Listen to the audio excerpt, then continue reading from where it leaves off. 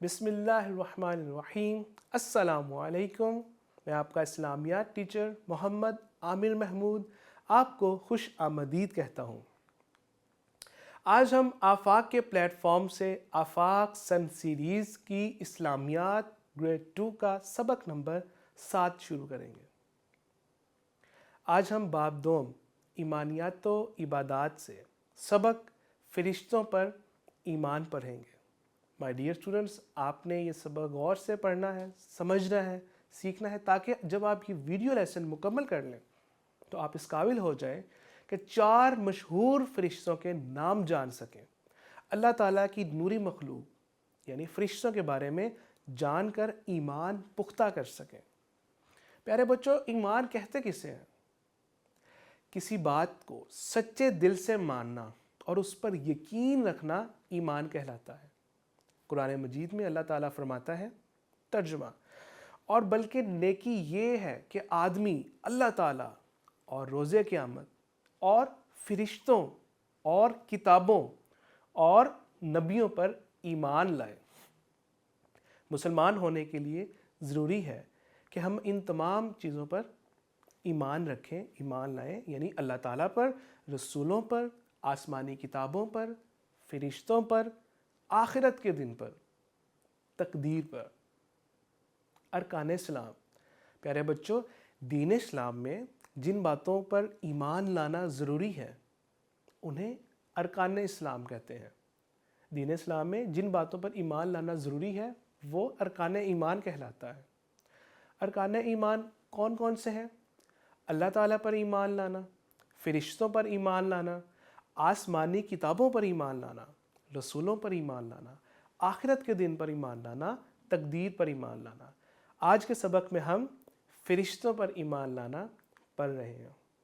پیارے بچوں، اللہ تعالیٰ نے مختلف کام سر انجام دینے کے لیے جو خاص مخلوق پیدا کی ہے اسے فرشتے کہتے ہیں۔ فرشتے اللہ تعالیٰ کی مقدس پاک مخلوق ہے۔ اللہ تعالیٰ نے انہیں اس طریقے سے بنایا ہوا ہے کہ ان کی تخلیق ایسی ہے کہ ہم انہیں نہیں دیکھ سکتے۔ وہ نوری مخلوق ہیں، وہ معصوم ہیں، یعنی کہ ان سے گناہ سرزد نہیں ہو سکتا، وہ گناہوں سے پاک ہیں۔ ان کو کسی چیز کی ضرورت نہیں، وہ ضرورت سے بھی پاک ہیں، ضرورت کے محتاج نہیں، یعنی کہ کھانا پینا سونا وہ اس چیز کے محتاج نہیں۔ وہ ہر وقت اللہ تعالیٰ کی عبادت میں مصروف ہوتے ہیں۔ پیارے بچوں، فرشتوں کو قرآن مجید میں عبادم مکرمون یعنی معزز فرشتے کہا گیا ہے۔ قرآن مجید میں اللہ تعالیٰ ارشاد فرماتا ہے، ترجمہ، وہ فرشتے معزز بندے ہیں، وہ اس کے آگے بڑھ کر بات نہیں کر سکتے اور وہ اس کے حکم پر عمل کرتے ہیں۔ یعنی فرشتے اللہ تعالیٰ کے معزز اور پاک بندے ہیں۔ وہ ہر وقت اللہ تعالیٰ کی تسبیح اور ثنا میں، اس کی حمد کرنے میں، اس کی عبادت میں، اس کے ذکر میں مصروف رہتے ہیں۔ مائی ڈیئر اسٹوڈنٹس، فرشتے اللہ تعالیٰ کی فرما بردار مخلوق ہیں۔ اللہ تعالیٰ نے ان کے ذمے جو کام لگا رکھے ہیں وہ ان کو پوری دیانت داری کے ساتھ، ذمہ داری کے ساتھ انجام دیتے ہیں۔ جیسا کہ قرآن مجید میں اللہ تبارک و تعالیٰ ارشاد فرماتا ہے، ترجمہ، جو کبھی اللہ تعالیٰ کے حکم کی نافرمانی نہیں کرتے اور جو حکم بھی انہیں دیا جاتا ہے اسے بجا لاتے ہیں، یعنی کہ اسے پورا کرتے ہیں۔ مائی ڈیئر اسٹوڈنٹس، فرشتوں کی تعداد بہت زیادہ ہے اور ہم ان کو صحیح تعداد کے بارے میں بھی نہیں جان سکتے۔ ان کی اصل تعداد کا علم صرف اللہ تعالیٰ کو ہے۔ اللہ تعالیٰ کے آخری نبی حضرت محمد صلی اللہ تعالیٰ علیہ وآلہ وسلم ارشاد فرماتے ہیں، جب آسمان پر بیت المعمور پر پہنچے تو دیکھا کہ اس میں ہر روز 70,000 فرشتے عبادت کرتے ہیں، اور جو اس میں ایک بار عبادت کر کے چلا جاتا ہے وہ دوبارہ اس میں لوٹ کر نہیں آتا، یعنی کہ پھر کبھی اس کی واپسی کی نوبت نہیں آتی۔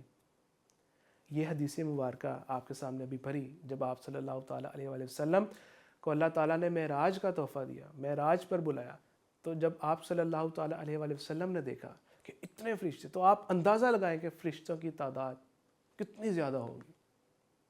پیارے بچوں، 4 مشہور فرشتوں کے نام جو ہیں وہ یہ ہیں: حضرت جبرائیل علیہ السلام، حضرت اسرافیل علیہ السلام، حضرت میکائیل علیہ السلام، حضرت عزرائیل علیہ السلام۔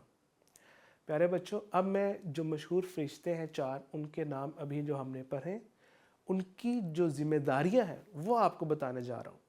آپ نے غور سے سننا ہے، سمجھنا ہے اور یاد کرنے کی کوشش کرنی ہے کہ حضرت جبرائیل علیہ السلام کے ذمہ کیا کام ہے۔ حضرت جبرائیل علیہ السلام فرشتوں کے سردار ہیں، روح الامین ان کا لقب ہے۔ اللہ تبارک و تعالیٰ نے اپنے نبیوں کو جو پیغام پہنچانا تھا وہ کن کی ذمہ داری لگائی؟ حضرت جبرائیل علیہ السلام کی۔ اس کے بعد حضرت اسرافیل علیہ السلام، حضرت اسرافیل علیہ السلام قیامت کے دن سور پھونکیں گے، سور جس کی ایک آواز ہوگی جس سے ہم تمام لوگ قیامت والے دن وہ اللہ تبارک و تعالیٰ کے حکم سے جب سور پھونکیں گے تو اس سے فوت بھی ہوں گے اور اس سے دوبارہ زندہ بھی ہوں گے۔ نظام کائنات درہم برہم ہو جائے گا، تو وہ کس کے حکم سے ہوگا؟ حکم اللہ ہی کا ہوگا، لیکن اللہ تبارک و تعالیٰ حضرت اسرافیل علیہ السلام کو حکم دیں گے اور ان کے حکم پر جب وہ سور پھونکیں گے تو تمام چیزیں ختم ہو جائیں گی۔ حضرت میکائیل علیہ السلام، اللہ تعالیٰ نے حضرت میکائیل علیہ السلام کو بارش کا انتظام کرنے کی ذمہ داری دی۔ مخلوقات کو، جیسے ہم انسان ہیں، اللہ تعالیٰ کی اور بھی مخلوقات ہیں، جانور، چرند، پرند، تو ان تمام مخلوقات کو رزق پہنچانے کی ذمہ داری حضرت میکائیل علیہ السلام کو دی۔ اور آخر میں حضرت عزرائیل علیہ السلام، انہیں موت کا فرشتہ بھی کہتے ہیں کیونکہ اللہ تبارک و تعالیٰ نے ان کو جان قبض کرنے کی، یعنی کہ روح نکالنے کی ذمہ داری عطا کی۔ آج کے سبق کے اہم نکات: مسلمان ایمان رکھتے ہیں کہ فرشتے اللہ تعالیٰ کی نوری مخلوق ہیں، ہم انہیں نہیں دیکھ سکتے۔ فرشتے معصوم اور گناہوں سے پاک ہوتے ہیں، ان سے خطا یعنی غلطی نہیں ہو سکتی۔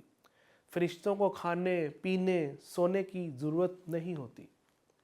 فرشتے اللہ تعالیٰ کی فرما بردار مخلوق ہیں، ہر وقت اللہ تعالیٰ کی عبادت میں مصروف رہتے ہیں اور جو کام اللہ تعالیٰ نے ان کے ذمہ لگا رکھے ہیں ان کو پوری ایمانداری سے، دیانتداری سے مکمل کرتے ہیں۔ فرشتوں کی تعداد کا علم صرف اللہ تعالیٰ کو ہے۔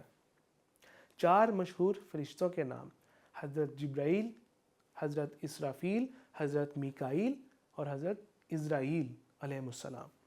فرشتوں کا انکار کرنے والا اسلام سے خارج ہو جاتا ہے، یعنی کہ وہ مسلمان نہیں رہتا۔ مائی ڈیئر اسٹوڈنٹس، آپ نے اس ایکٹیویٹی کو پرفارم کرنا ہے اور اس ایکٹیویٹی کے ذریعے آپ نے جو فرشتے، ہم نے جو 4 مشہور فرشتوں کے نام پڑھے، آج سنے، یاد کیے، ان کو آپ نے ڈھونڈنا ہے، فائنڈ آؤٹ کرنا ہے اس ایکٹیویٹی کے ذریعے۔ مزید یہ کہ آپ نے اس ایکٹیویٹی کو پرفارم کرنا ہے تاکہ آپ کو اندازہ ہو سکے کہ آج کا سبق آپ نے کتنی پختگی کے ساتھ یاد کیا اور اس سے آپ کی ریویژن بھی ہوگی۔ جزاک اللہ خیرا۔